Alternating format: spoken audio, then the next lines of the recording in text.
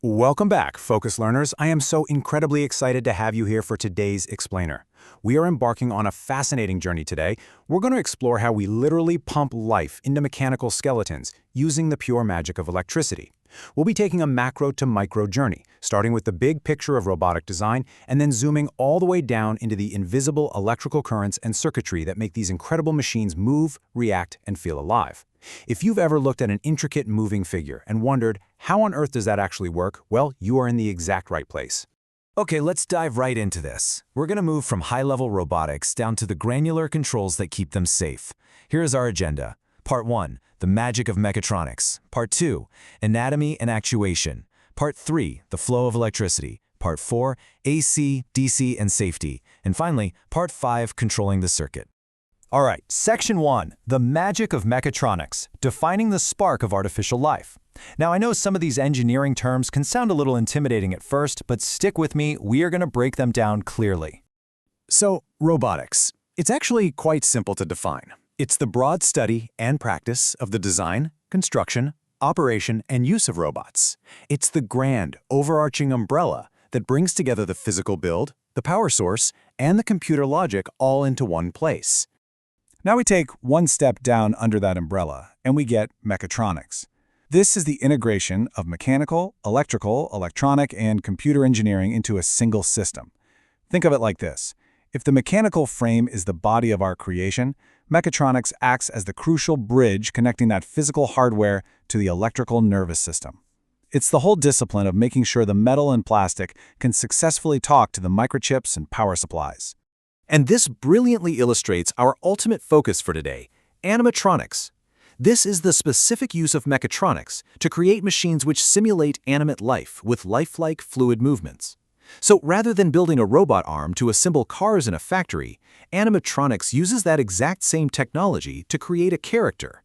Essentially, animatronics are highly complex, fluent, electronic puppets. They exist to perform, entertain, and mimic organic life. And speaking of performing, get this. Here's a surprisingly fascinating legal fact from our source material. Because these figures are designed to mimic life and character so specifically, famous animatronic puppets, like the classic Chuck E. Cheese animatronics, are legally considered original creative works. That actually qualifies them for copyright protection.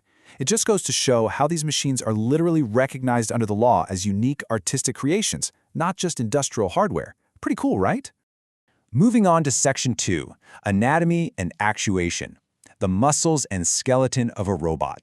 Let's look at how these things are actually put together. We've established what they are, so how are they physically constructed? Well, every animatronic starts with a framework. This acts as its steel or aluminum skeleton. Next, we add the joints and motors. These act exactly like human muscles, pulling and pushing the skeleton. Over all of that, we drape the outer shell, usually plastic or silicone, finished with lifelike details like hair and skin color. But the real magic lies in the actuators. Now, while actuators can be powered by hydraulic fluid or pneumatic compressed gas, our focus today is entirely on electrical actuators, like motors and solenoids. These are the primary muscles we use to drive motion. Which brings us to a really vital question. What exactly is a conductor? See, we have our skeleton and our mechanical muscles, but they are totally lifeless without power. This question is our pivot point, shifting our explainer from the realm of mechanical engineering right into the invisible lifeblood of the entire system, electrical engineering. That brings us to Section 3, the flow of electricity. It's time to pump some power into the machine. To power those electrical actuators, we rely on the push and pull of electromagnetism. But to get those electrons where they need to go, we absolutely need the right materials. Insulators, things like ceramic, rubber, and some plastics, do not easily permit the flow of electricity. They block it, which keeps us safe. Conductors, on the other hand, readily permit that flow. Think copper, silver, gold, and aluminum. Everyday wires are simply conductors wrapped inside insulators. We use thick, solid wires to carry large household currents safely, and flexible, stranded wires in places where robot joints need to bend. I also want to briefly note that no conductor is perfect. They all have some resistance that creates heat. You also have semiconductors, which act like microscopic switches inside computer chips, and superconductors that operate at super low temperatures with near zero resistance. Now, those electrons aren't just going to move on their own. They need a push. That push is voltage. It's the pressure from an electrical circuit's power source that pushes charged electrons, which we call current, right through a conducting loop. Think of voltage as water pressure in a pipe. Oh, and fun fact, the term voltage actually honors Alessandro Volta. He was the Italian physicist who invented the voltaic pile, which was the literal forerunner to the modern household battery. So, the crucial point here is how we measure the actual work being done, which we call power. The power equation is wonderfully simple. Power equals voltage multiplied by current. So, if you have a light bulb running on a 4-volt battery and it's drawing 1 amp of current, you simply multiply them. 4 volts pushing 1 amp equals 4 watts of power. That 4 watts is the actual tangible energy being consumed to light up the bulb or move our animatronic arm. Let's jump into Section 4, AC, DC, and safety. Household power versus batteries. We have the theoretical math down, so let's look at the real-world power sources we use every day to power these circuits. There are 2 main ways electrons are delivered. Direct current, or DC, is what we get from batteries. The current flows in a constant, single direction, like a one-way street from the positive anode to the negative cathode. Alternating current, or AC, is what comes out of your wall outlet.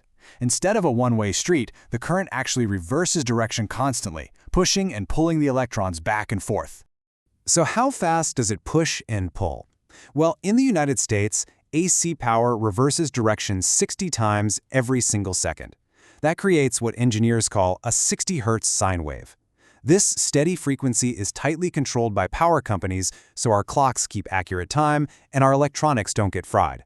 And yes, the unit Hertz is named after another brilliant physicist, Heinrich Hertz, who completely revolutionized the study of electromagnetism. Now, because wall outlets deliver so much power, the stakes of using AC are extremely high. Looking at a standard outlet, you have the line voltage. That's the live wire doing that 60 Hz sine wave dance. You have the neutral wire, which stays at a constant low voltage, and critically, you have the ground. These are literal metal rods buried deep in the earth to safely redirect rogue electricity. Because a short circuit can cause serious injury or even death, the National Electrical Code requires devices called GFIs, or ground fault interrupters.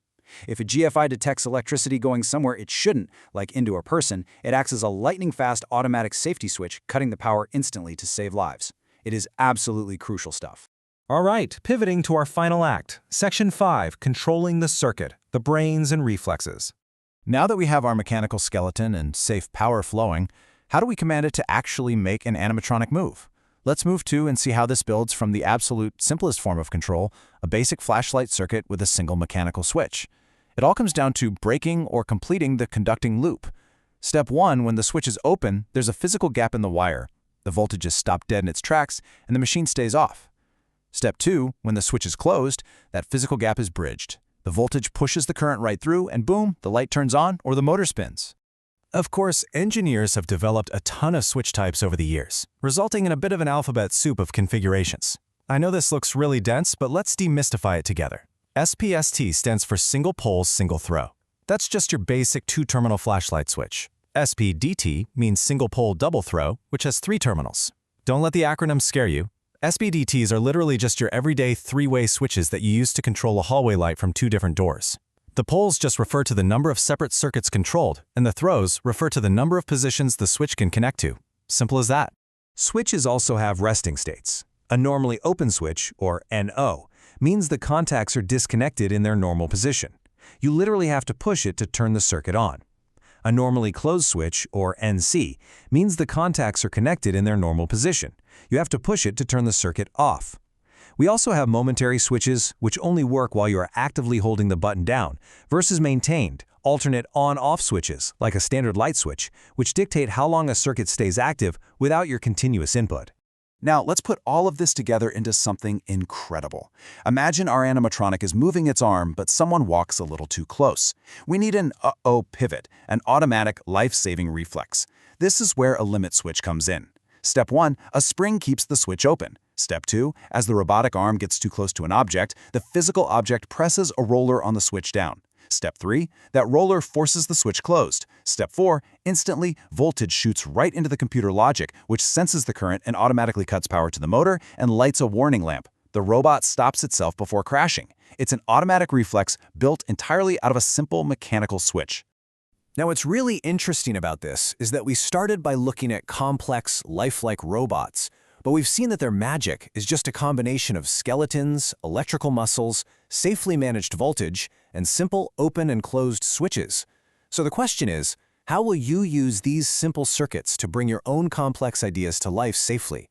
I want you to walk away seeing the magic of motion, not as an intimidating, impenetrable mystery, but as a series of simple, masterable electrical steps.